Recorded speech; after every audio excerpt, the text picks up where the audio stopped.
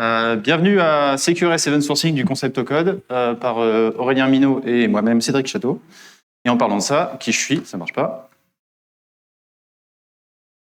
Je vais rester là. Donc moi, je suis Cédric, je suis dev chez Mal depuis bientôt 6 ans. J'adore la CQRS ES, vous allez le voir. Mais par contre, je déteste les acronymes. Bon, alors, dans le bon sens. Je déteste les acronymes non expliqués. Pour le coup du CQRS ES, on va y venir. On est là pour en parler. Donc, lead tech, Java, Sully Group. Et sur mon temps libre, je contribue aussi à quelques projets open source type Gypserlight ou un linter Lycobase. Alors, pourquoi on veut vous parler de ce sujet aujourd'hui ? Le premier point, c'est que c'est des patterns qui nous semblent, à notre sens, assez méconnus ou peu utilisés, alors qu'ils sont relativement intéressants et puissants selon nous.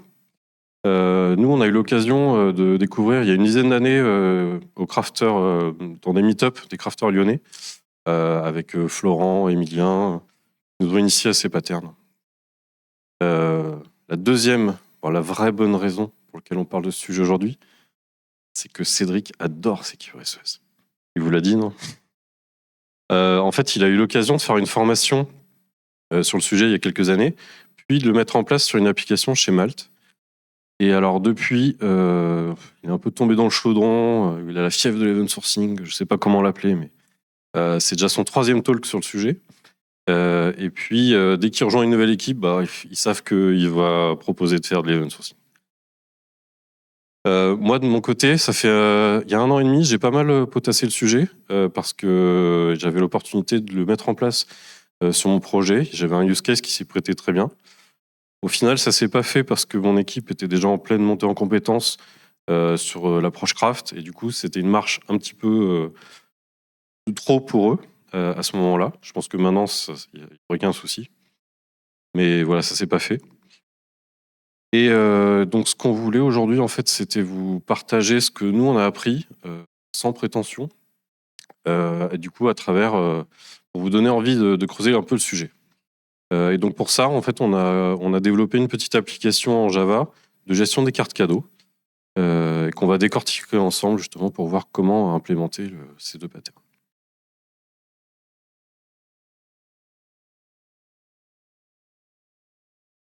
Alors, donc voici notre superbe application. Comme vous voyez, on peut voir les cartes cadeaux qui ont déjà été déclarées et je peux donc déclarer une nouvelle carte cadeau. Cette carte cadeau, je vais devoir saisir le code barre, c'est cette carte. La boutique, le magasin, je peux utiliser cette carte. Et puis le montant qu'on m'a offert, 10 €. Je crée ma carte, elle apparaît. Je peux faire un premier paiement partiel. Supposons que je paye 30 €. Je vais indiquer à quelle date je fais ce paiement. Donc là, on voit que le montant s'est mis à jour. Et puis, je peux faire un deuxième paiement, ou plein d'autres, mais je peux en faire un qui va du coup épuiser la carte. Quand je le fais, on voit que la carte est grisée parce que je ne peux plus l'utiliser.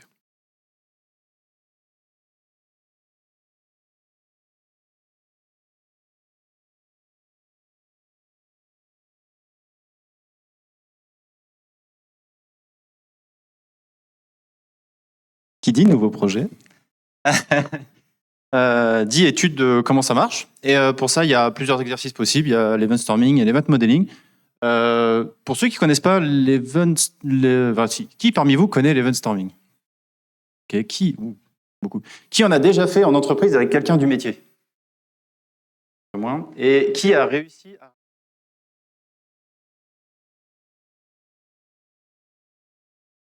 Un levé, pour moi, vous êtes...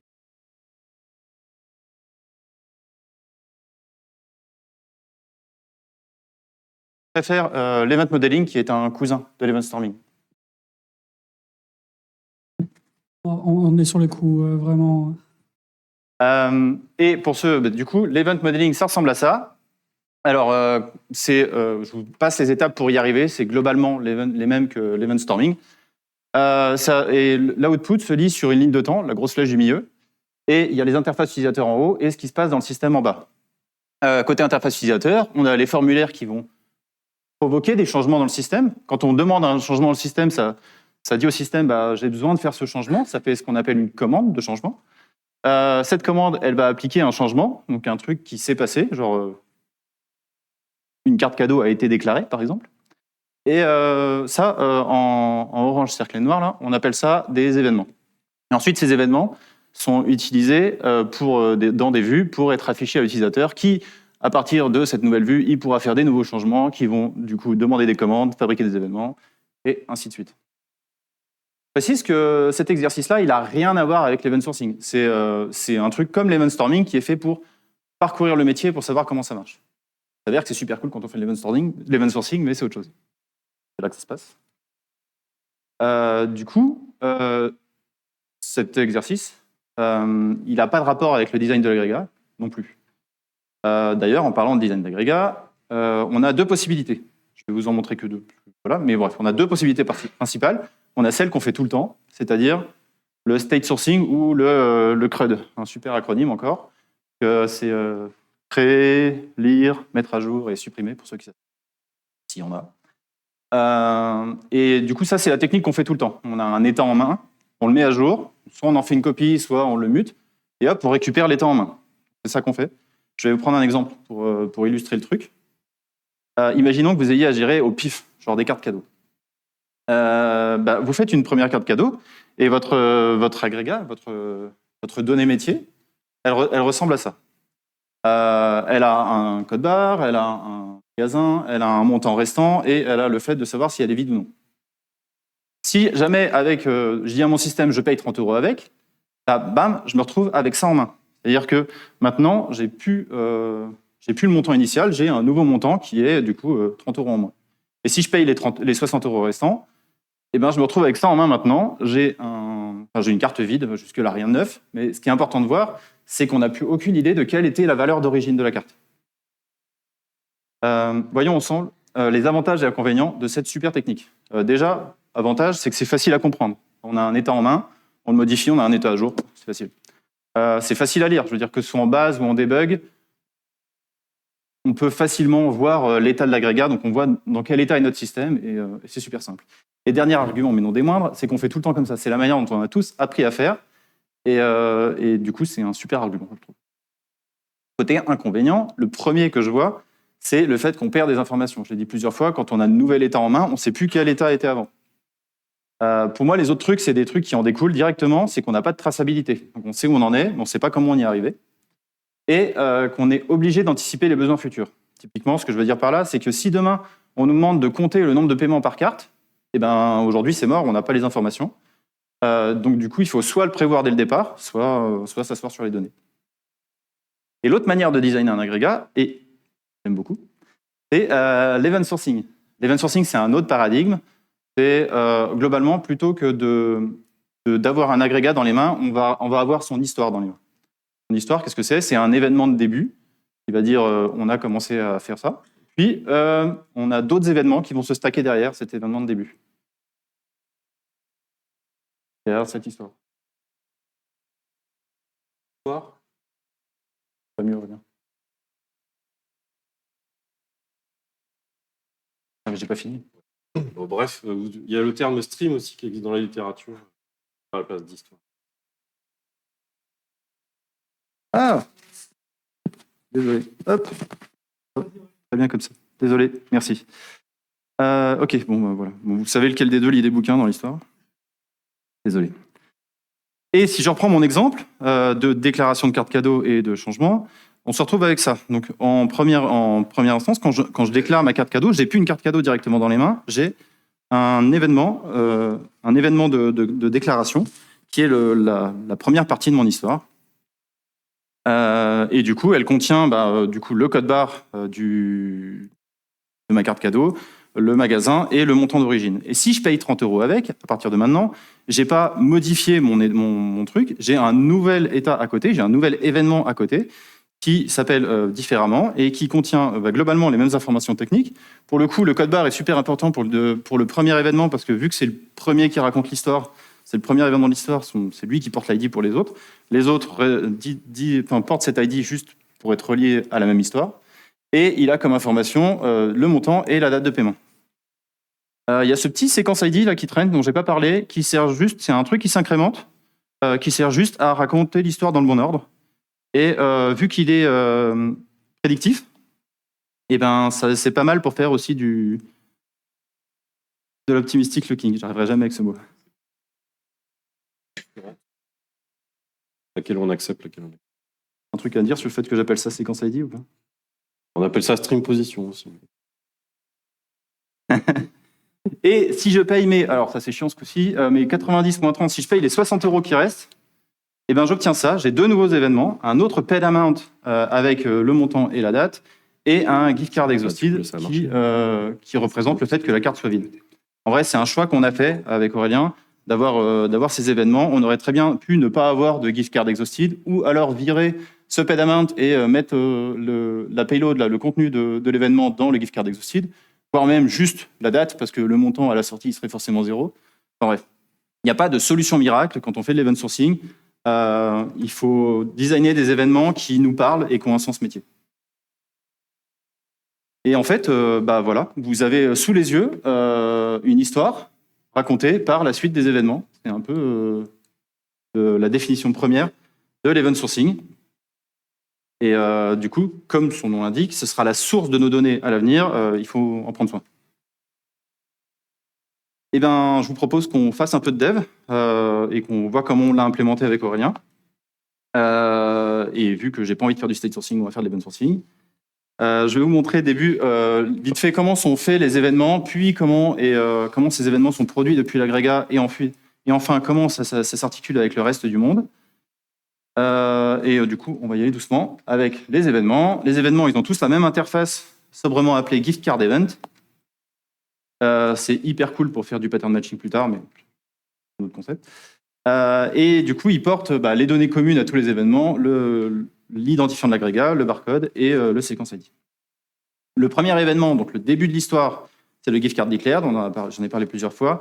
Ces données importantes sont du coup le code barre, vu que c'est, encore une fois, le premier événement de l'histoire, donc pour lui, c'est hyper important d'avoir l'identifiant de l'agrégat, et son montant d'origine et le magasin. Puis, le deuxième événement, ça va aller super vite, on a 3 événements, donc je vais tous les faire, mais voilà. Donc, le deuxième événement, paid amount, qui représente un montant payé, qui lui, a comme donnée importante le montant et la date de paiement. Et le dernier événement, c'est gift card exhausted, qui représente une carte vide, qui lui n'a pas plus d'informations que ça, à part les données techniques. J'en ai pas parlé, j'aurais dû, mais j'en ai pas parlé. Tous les événements ont leur nom au passé, parce que c'est des trucs qui se sont passés dans le système, c'est des décisions qui ont été prises. C'est pour ça qu'on les écrit au passé. Donc voilà, on a vu la tronche des événements. Maintenant, voyons comment ils sont générés depuis le cœur du système. Et bien, c'est comme ça. On a pour la déclaration, donc pour commencer l'histoire, on a une fonction statique declare qui prend en paramètre un command object. Le command object, c'est un peu le détail, le contenu de ce qu'on veut faire, et qui va renvoyer un événement gift card declared. Cette fonction est statique parce que, je l'ai dit plusieurs fois, c'est le premier événement de l'histoire, donc on ne peut pas avoir d'instance tant qu'on n'a pas commencé l'histoire, on ne peut pas dire je rajoute ça à l'histoire. Vous voyez. Et la deuxième fonction, elle est un poil plus compliquée. C'est pour faire le paiement. Le paiement, ça retourne un événement paid amount qui prend ses paramètres depuis le command object, tout pareil. Ces données techniques, elles viennent directement de l'instance de l'agrégat lui-même, qui lui a pu être fabriqué depuis son histoire. Et ensuite, on retourne une liste. Pourquoi y a-tu une liste? C'est une très bonne question. Il n'y a qu'un événement là. Très bonne question, monsieur Script.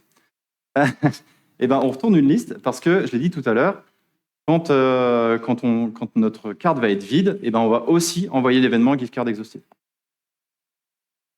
Voilà, vous avez vu l'agrégat, vous avez vu les événements. Pour l'instant, on a fait un agrégat qui prend des commandes et qui retourne des événements. On a fait un truc sans aucun effet de bord. Alors pour le coup, ça s'appelle du functional core et c'est super bien pour les tests. Ceci dit, maintenant, voyons comment ça s'interface avec le reste du monde via notre application service.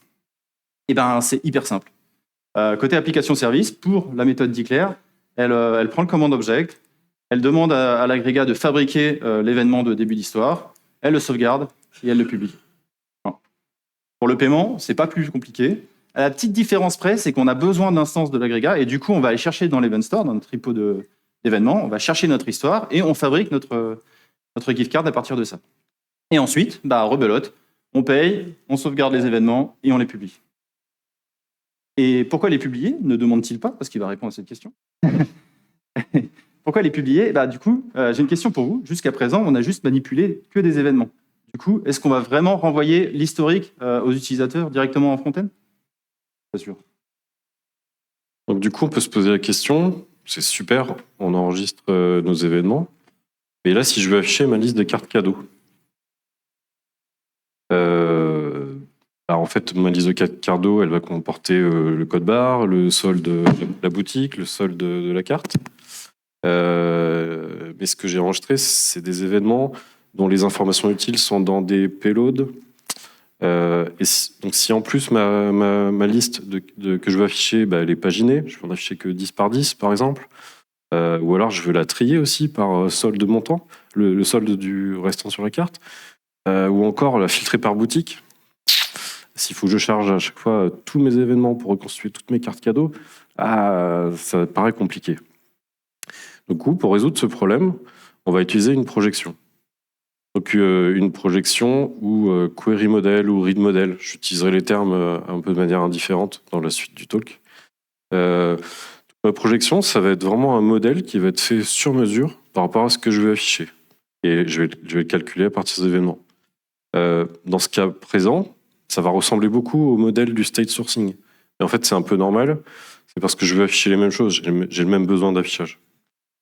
Et il y a une grosse différence, c'est que cette projection, en fait, c'est une information dérivée. Elle est calculée à partir de ma source de vérité qui sont mes événements. Si je la perds, je peux la reconstruire. Si je dois rajouter des informations, plus tard, je la recalculerai. D'ailleurs, en fait, dans notre implémentation, on a fait le choix d'avoir que des projections qui sont en mémoire, qui ne sont pas persistées en base de données. Et à chaque fois qu'on démarre l'application, on reconstruit à partir de l'historique ces projections. Et c'est super souple quand on démarre une nouvelle appli, parce qu'on ne va pas s'embêter à figer les choses en base de données.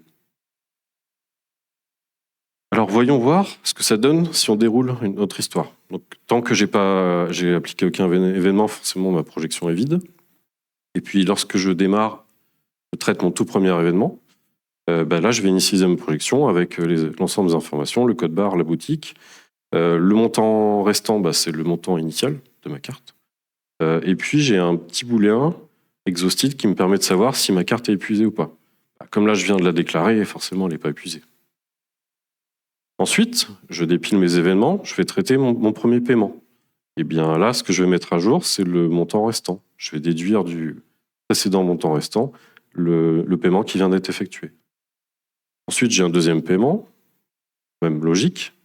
Et puis vient le dernier événement qui me dit que ma carte est épuisée. Et à ce moment-là, je vais me servir de cet événement pour mettre à jour mon booléen qui me dit que ma carte est épuisée et dont je vais me servir pour griser la carte. Enfin, voilà, je vais me servir l'affichage. Si on regarde côté code, du coup, on a un simple query model. Donc, c'est un record en Java qui contient vraiment strictement les informations dont on a besoin. Là, la boutique, le montant restant et si c'est épuisé. Alors, vous vous demandez maintenant comment ce modèle est calculé, comment on le met à jour. Eh bien là, en fait, on va se servir dans ce que Cédric avait évoqué tout à l'heure, la publication d'événements. On a vu que quand une commande était appliquée, qu'elle génère un nouvel événement, on le sauvegardait, mais on le republie également. Et en fait, on le republie avec ce qu'on appelle un event publisher. Et sur cet event publisher, en fait, vont venir s'abonner des event handlers. Comme ça, dès qu'il y a un nouvel événement qui sera généré, ils vont pouvoir le capter. Donc nous, l'event handler qui nous intéresse là, c'est le gift card current state updater qui va mettre à jour notre projection.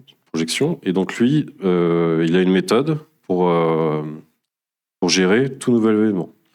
Donc il va faire ça en 2 temps. Il va calculer la nouvelle projection, puis il va la sauvegarder. Si on regarde comment il calcule cette nouvelle projection, En fait, il va falloir distinguer le tout début de l'histoire, le premier, et les événements suivants. Donc, sur le premier événement, on va simplement faire appel à une static factory sur notre projection qui, à partir du premier événement, va décortiquer, prendre les informations dont elle a besoin dans l'événement. Si on revient sur la mise à jour, donc dans l'updater, on a une méthode pour mettre à jour la projection, l'état. En fait, on commence par lire l'état courant auquel on va appliquer le nouvel événement. Si on va voir comment on applique cet événement dans la projection, en fait, on va faire du pattern matching, ce qui est ultra pratique puisqu'on est sûr de gérer tous les événements existants, mais on sait que quand il y aura un nouvel événement qui sera ajouté, on devra le gérer.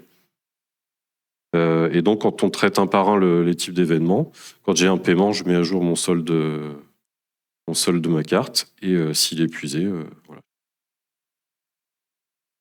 On va faire une petite pause théorie, 2 secondes. Donc là, tu viens de nous expliquer que depuis la liste des événements, tu les attrapais dans des event handlers, tu créais des projections et tu sauvegardais dans des repositories. Ok, donc ça c'est cool. D'un point de vue utilisateur, quand ils ont besoin d'afficher des informations, ils vont taper directement dans ces repositories de projection. Donc ça c'est cool aussi. Ça, du coup, ça, c'est pour faire des requêtes. Donc ça, c'est la responsabilité de la query. Ce que vous voyez venir. D'un autre côté, tout à l'heure, on a montré comment fabriquer des commandes. Donc l'utilisateur, il dit « j'ai besoin de changer le système ». Du coup, ça crée des commandes. Ces commandes sont passées à l'agrégat qui choisit de fabriquer un événement. Bon, même dans notre cas, c'est même plusieurs événements. Et ces événements-là, on les sauvegarde dans un event store. Ça, c'est la responsabilité de la commande. Ça, la responsabilité de la commande. Ça, si ça veut bien passer, c'est la responsabilité de la query. Vous remarquez qu'à part les événements, ils n'ont pas grand-chose en commun. Ils sont comme séparés l'un l'autre. C'est exactement ça qu'on appelle le Command Query Responsibility Segregation, ou CQRS. On a le droit d'utiliser un acronyme, il est expliqué, c'est génial. Avec tout ça, on n'a pas répondu à une question hyper cruciale, mais c'est comment est-ce que notre agrégat il choisit ou pas de générer des événements? Comment est-ce qu'il prend des décisions sur le système? C'est important, jusqu'à présent, on a juste fabriqué bêtement des événements. Donc effectivement, une commande, c'est pas toujours applicable. Si j'ai plus assez d'argent, je peux pas payer. Donc on va voir comment on prend des décisions en event sourcing. On reprend le focus sur la commande de paiement. Effectivement, là, on voit dans l'implémentation naïve qu'on vous présente, je reçois ma commande de paiement, hop, je dis que j'ai payé. En fait, il y a un petit quelque chose à faire puisque si le montant de ma carte n'est pas suffisant, je ne peux pas payer. Alors, comment on fait pour faire ça? Si on revient à la façon dont est construit l'agrégat, en fait, la seule chose dont il dispose, c'est l'historique stream des cartes cadeaux. Et donc, en fait, c'est tout. Il a que les événements passés. Donc, en fait, qu'est-ce qu'il doit faire? Est-ce que quand il prend une décision, il doit devoir relire tous les événements pour essayer d'en déduire quelque chose? En fait, on va plutôt utiliser là aussi une projection un peu particulière qu'on appelle décision de projection, qui en fait qui n'est pas persistée, contrairement à l'autre. C'est juste une projection en mémoire qui est calculée lorsque je vais instancier mon agrégat. Elle est vraiment interne à l'agrégat. Vous voyez, c'est un private record, donc c'est vraiment un détail d'implémentation. C'est pour sa logique interne. Et elle contient vraiment que les informations strictement utiles dont on a besoin. Là, par exemple, j'ai besoin que du solde de la carte. J'ai pas besoin de date de paiement, etc. Enfin, ça dépend des règles de gestion que je vais implémenter. Et il y a 2 autres informations dans la décision de projection, puisque c'est un peu, entre guillemets, ma seule mémoire des événements que j'ai eus, qui sont du coup le code barre, qui est l'identifiant de l'agrégat, et le numéro de séquence courant. Quand je vais vouloir générer de nouveaux événements, j'ai besoin d'incrémenter le numéro de séquence. La décision de projection, elle est initialisée, comme je le disais, à partir de l'historique. Et donc pour ça, en fait, on va faire une réduction, un fold de l'historique des événements, en partant du point de départ du début de l'histoire, la déclaration. Et puis, on va utiliser du coup une fonction d'accumulation pour à partir de l'état courant de la projection, lui appliquer un nouvel événement. Là encore, on fait du pattern matching. Et puis, pour chaque type d'événement, on décide ce qu'on fait. Donc, sur une déclaration, par exemple, on ne fait rien. Il n'y a pas de raison que ça arrive. Sur un paiement, je mets à jour mon solde restant et je mémorise le dernier numéro de séquence utilisé. Et pareil pour la carte épuisée. Maintenant qu'on a notre décision de projection, on peut l'utiliser. Si on revient sur notre paiement, je vais vérifier que, en fait, avant d'accepter le paiement, de générer l'événement de paiement, mon solde de carte est suffisant. Sinon, je vais lever une exception. Il y aurait d'autres façons de faire, mais on choisit cette implémentation plus directe. Et donc, pour prendre ma décision, je me sers de la décision de projection. Je vérifie si le montant restant est inférieur au montant de paiement. Eh ben, je pense qu'on a vu à peu près tout ce qu'on a eu dans ton schéma, les commandes, les prises de décision, les event handlers, les queries. Je pense qu'on est pas mal, non? Ouais. Là, on est peinard. Moi qui passe. Là, on est peinard à faire notre application en event sourcing et CQRS. Et en fait, on va pas se mentir, on l'aurait fait en state sourcing, ça aurait été très bien tout pareil. Je veux dire, on avait toutes les cartes en main dès le départ, l'application elle tournerait tout pareil, c'est un exemple hyper simple. Donc voilà. Quand soudain, un project manager bizarre arrive avec un besoin un peu bizarre. Il arrive en disant j'aimerais bien avoir les statistiques des dépenses par jour de la semaine. Alors pour savoir quel est le jour où les utilisateurs dépensent le plus, et j'imagine que c'est pour dire la veille, au fait, il te reste tant d'argent sur tes cartes, va les dépenser demain, vu que d'habitude tu fais tes courses demain. Voilà, donc question à se poser, c'est est-ce que ça aurait été simple à faire en state sourcing, en CRUD standard?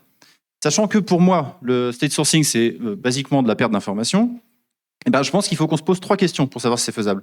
La première, c'est est-ce qu'on a les infos nécessaires dans notre agrégat? Est-ce qu'on a été assez malin pour designer notre truc dès le départ pour avoir des informations qui n'avaient pas l'air de servir au début? Si oui, GG à nous, on peut continuer, mais donc sinon, est-ce qu'on peut faire de la reprise de données? Est-ce qu'il n'y a pas une autre équipe dans l'entreprise qui, elle, a géré les paiements d'un point de vue bancaire et qui, du coup, on pourrait rapatrier les informations pour le faire? Voilà.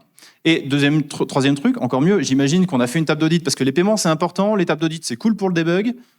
Du coup, je suis sûr qu'on a fait une table d'audit et on peut se rebaser dessus pour récupérer les informations. Mais en même temps, j'ai envie de dire, si vous gérez une table avec une histoire d'un côté et votre agrégat de l'autre, pourquoi pas faire les deux en même temps? Just asking. Et alors, du coup, dernier truc, c'est est-ce que c'est faisable en event sourcing? Et pour savoir si c'est faisable en event sourcing, je laisse les pattes d'Aurélien. On le coder ensemble.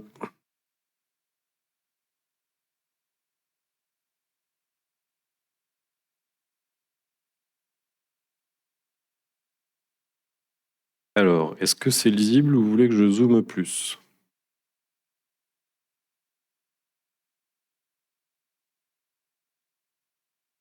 C'est bon, encore?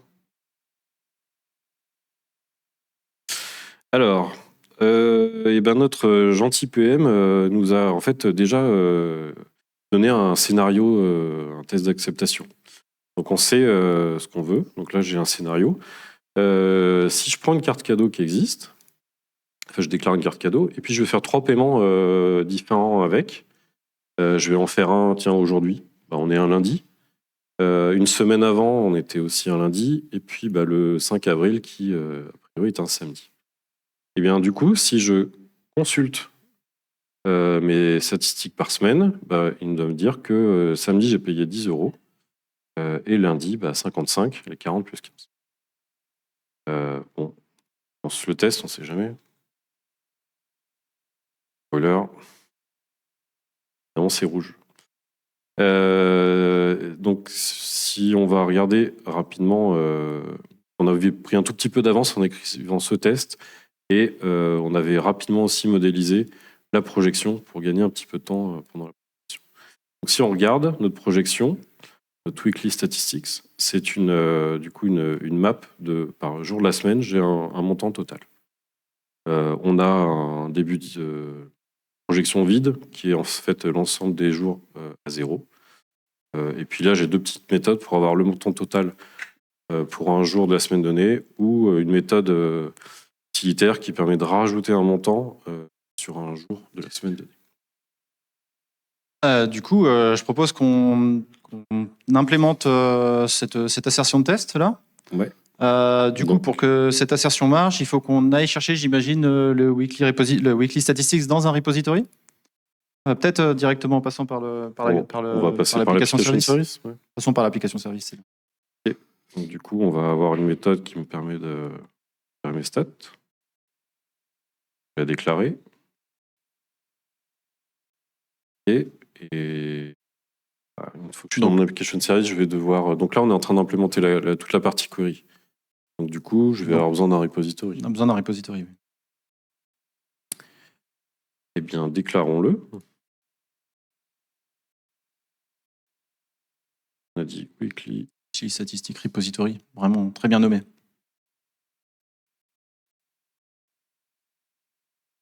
Et donc, je vais déclarer c'est une interface.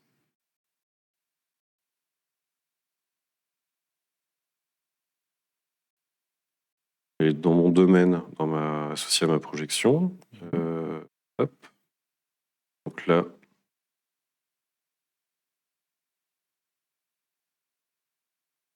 Ok, on va créer une fonction get dessus. Donc, comme tu disais, maintenant que j'ai mon accès à mon repository, je peux essayer de charger mes stats. Ouais. Donc, par un get, je vais déclarer. Okay. Là, c'est l'interface. Il faudrait peut-être qu'on implémente du coup le port secondaire. Hop.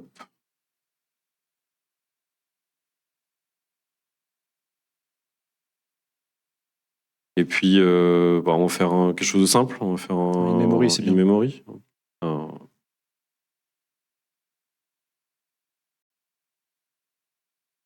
Ok. Là, je dois implémenter mon get.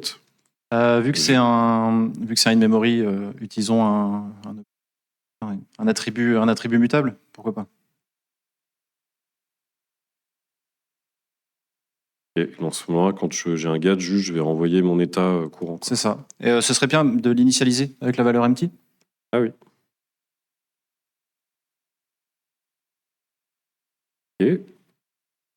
Du coup, là, on est capable de le lire. Donc, potentiellement, si tu relances les tests, on a toujours une erreur, mais ça marche. Ouais. Alors, juste une toute petite erreur, parce qu'en fait, on instancie notre application service à la main, donc il faut juste qu'on lui rajoute la nouvelle dépendance. Donc, si je relance les tests, effectivement. Hop. Je suis toujours... Le test ne passe toujours pas, mais j'ai bien des valeurs. J'ai bien vraiment interrogé mon repository et j'ai des vraies données. Sauf que on sait pas encore les mettre à jour. On sait query, mais on n'a pas la partie...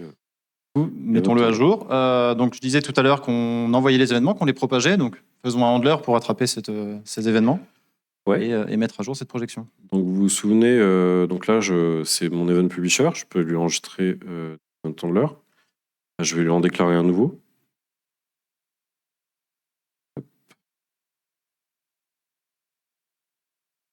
Sobrement appelé Weekly Statistic Updater. Hop. Donc, pareil, je vais le mettre côté domaine, côté projection. Et là, du coup, j'ai une méthode à implémenter. Il faut qu'il sache... Faire avec. Mais du coup, traiter un événement. Donc, il va avoir un événement. Bon, il faut qu'il sache quoi mettre à jour. J'imagine qu'il faut qu'on récupère la projection courante pour pouvoir la mettre à jour. Donc, je vais avoir besoin, là, de mon repository. Ok. Récupérons la projection courante. Ouais. Donc, je vais la mettre dans une variable. Donc, ça, c'est plutôt mon état courant. Ouais. Si on veut nommer... Ok. Du pattern matching, parce que c'est super bien. Ouais, attends, je vais juste régler ce petit problème. Je déclare ma dépendance, puisque maintenant, mon event handler a besoin du repository. Ok, donc oui, donc j'ai mon état courant, et on veut lui appliquer le nouvel événement, c'est ça? Oui. Et ça va me renvoyer du coup un nouvel état de ma projection. On pense à le sauvegarder après. Ouais, on va se le rajouter pour pas l'oublier. Hop, save, new. Ok, donc mettons à jour notre projection.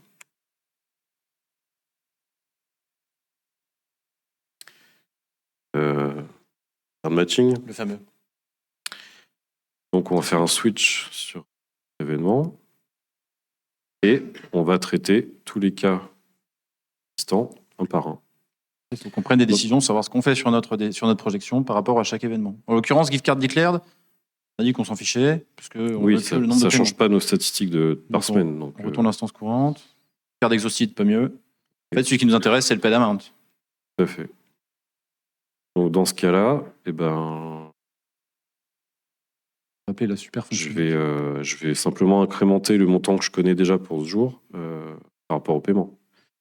Donc, je prends mon paid amount, donc l'événement qui vient se produire, je prends son montant.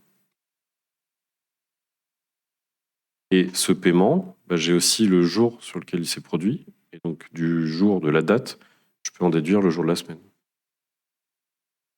Donc là, maintenant, on se retrouve avec une projection à jour. On a mis un to-do, je crois. Ah oui. Il faut qu'on sauvegarde. Ah, mais on n'a pas de fonction de sauvegarde. Donc, on va sauvegarder notre nouvel état. Interface. Ouais, très bien. Et puis, hop, on va implémenter ça dans notre in-memory. Memory store. Et du coup, le truc simple, c'est de remplacer directement la variable par la nouvelle valeur. OK. Cool. Est-ce que tu peux lancer les tests? Yay, c'est vert. Bon, c'est un peu déceptif parce qu'on a un test vert. C'est l'effet waouh, vous n'avez pas vu la démo encore. Ouais, je suis pas sûr qu'on ait le temps parce qu'on a eu des problèmes de micro. Mais si, vas-y. Est-ce que tu peux appeler depuis le côté front, parce qu'il y a un stagiaire qui a déjà préparé le côté front? Une IA ou un stagiaire? Les deux. Un stagiaire 2025 qui utilise forcément l'IA. Effectivement, on a déjà préparé le endpoint. Le front est déjà prêt, en fait. Il suffit de faire le branchement. Donc là, il faut que côté REST, je vienne alimenter. Donc, je vais réappeler mon gift card, mon application service, qui va juste me query, me donner l'état courant. Et puis, j'ai une toute petite subtilité à faire. Je vous ai dit tout à l'heure qu'en fait, au démarrage de l'application, on recalculait toutes les projections. Et en fait, il faut qu'on recalcule celle-ci aussi. Sinon, l'effet démo ne marchera pas. T'as vu, là, il est feignant, il ne veut pas nous... Ouais.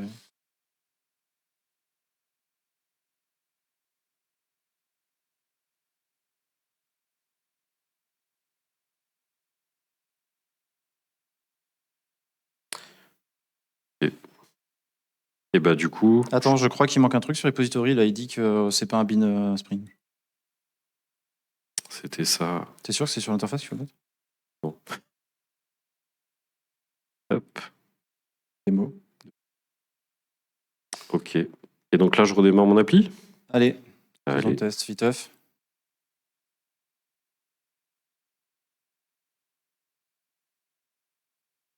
Hop. Retour sur l'application. Rafraîchi. Waouh. Pas la peine d'appeler. Et si tu fais un paiement avec, est-ce que ça se met à jour? Si je fais un paiement, oui. Un mardi. Un mardi, c'est... Voilà. C'est joli. Parfait. Juste avant de vous laisser partir, je vous laisse pas le temps d'applaudir. Juste avant de vous laisser partir, on va faire vite fait les avantages et les inconvénients de l'event sourcing par rapport au state sourcing. Enfin, les avantages et les inconvénients de l'event sourcing, tout simplement. Alors, selon moi, déjà, il n'y a pas de perte d'information. C'est-à-dire que toute nouveau truc qui se passe dans le système sont sauvegardés, j'ai envie de dire, à tout jamais. Le support, c'est super simple, on n'en a pas parlé, mais en gros, qui n'a jamais rêvé de dire direct en regardant la liste de son histoire, en disant bon bah alors, je sais qu'il y a un bug en prod, alors il s'est passé ça, il s'est passé ça, il s'est passé ça, il s'est passé ça, il s'est passé ça, mais en fait là, ça aurait pas dû arriver, donc je sais exactement quoi corriger pour plus que ça arrive. Et derrière résilient aux nouvelles fonctionnalités, j'y mets deux choses. La première, c'est le truc qu'on vient de voir, c'est-à-dire que si on nous demande un besoin sur des données qu'on a déjà dans l'event source, c'est super simple. On peut les exploiter. Ouais. On vient de le faire. Et le deuxième truc, c'est si on a un besoin genre une nouvelle action sur notre agrégat, c'est tout aussi simple. On l'a pas montré, mais en gros, on a une commande qui arrive. Notre système, il choisit ou non de générer un ou plusieurs événements. Point. C'est tout. Après, il faut gérer comment on les affiche dans les projections, mais c'est globalement tout. Il y a quelques inconvénients quand même, j'ai dû me creuser pour en trouver, franchement, je vois pas. Le premier, c'est qu'il y a beaucoup d'informations de stockage. En gros, avant, on avait potentiellement une ligne en base par agrégat. Là, aujourd'hui, on a une ligne en base par action sur l'agrégat, plus potentiellement une ligne par projection. Prendre en compte. Deuxième point important, c'est que c'est pas comme d'habitude. Ça, c'est hyper important pour les équipes. Il faut que ça reste simple parce que la marche est quand même importante à monter. Et ce serait dommage de gripper les gens par rapport à ça. Et le troisième inconvénient, qui en est vraiment un, c'est que c'est inutilisable en l'état. On ne va pas montrer l'historique aux utilisateurs. Du coup, on est obligé de passer par des projections. Je me suis vraiment creusé pour trouver des inconvénients. Voilà. Merci de nous avoir écoutés. J'espère que ça vous a donné envie d'essayer. Faites gaffe, c'est vraiment addictif.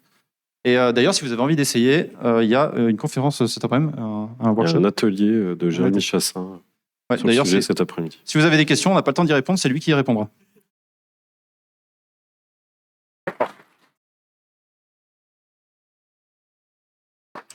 Les diapos et tout ça, c'est là. Sortez vite votre téléphone et je passe après. Vite quand c'est bon. On peut prendre... Il y en a le temps de prendre des questions ? Une question ? Une question. Est-ce qu'il y a une question ? Une seule. Tout le monde a faim? Ah non, j'ai une question là-bas. Je cours. C'est bon pour celui-là. Et là, vous avez le code barre pour le feedback. Comment tu gères le cas où ton état il a un historique d'une centaine de milliers en fait d'états précédents? T'as dit combien? Une centaine de milliers? 8 milliards. Il y a plusieurs stratégies. Alors déjà, il faut y arriver à 100 000. Ça peut être dans le design de ton agrégat ou de ton stream, en fait. Si on prend l'exemple d'un compte bancaire, où effectivement, typiquement, il y a des mouvements dans les deux sens, des débits, des crédits. En fait, au lieu de designer ton agrégat comme étant ton compte courant avec son historique complet, tu peux dire, en fait, c'est plutôt mon compte courant sur un mois. Et en fait, tu as un système, quand tu vas démarrer un nouveau mois, tu vas juste prendre l'état précédent, l'état de début. Ça va être ça ton événement initiateur. Et du coup, tu vas avoir des streams ou des agrégats beaucoup plus petits. Il y a d'autres techniques comme des événements de snapshot, mais c'est souvent évoqué comme solution, mais c'est pas forcément le plus élégant, quoi. Merci beaucoup et on va passer au déjeuner. Un dernier round of applause. Merci.